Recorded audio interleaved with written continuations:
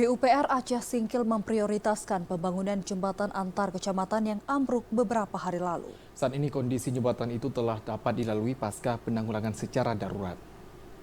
Pasca penanganan secara darurat jembatan penghubung antar kecamatan Singkohor menuju Gunung Meriah beberapa hari lalu, hingga saat ini kondisi jembatan tersebut masih rawan mengalami kerusakan.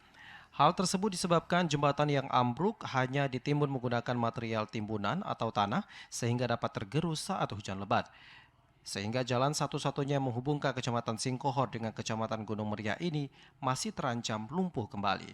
Guna mengantisipasi hal tersebut, Dinas PUPR Aceh Singkil telah memprioritaskan pembangunan jembatan itu pada tahun anggaran 2024.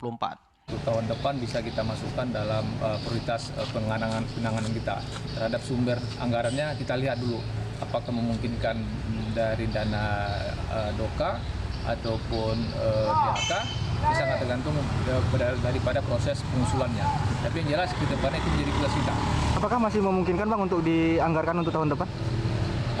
Nanti kita melihat apakah memungkinkan ada perubahan ataupun biasa juga di dalam tahun berjalan ada skema perubahan daripada usulan di DOKA tersebut. Jadi mana yang menjadi prioritas itu yang kita utamakan.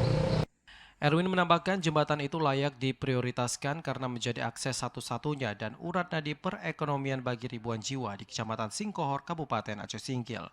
Dari Aceh Singkil, Jakartawan Adi Nugraha, TVRI melaporkan.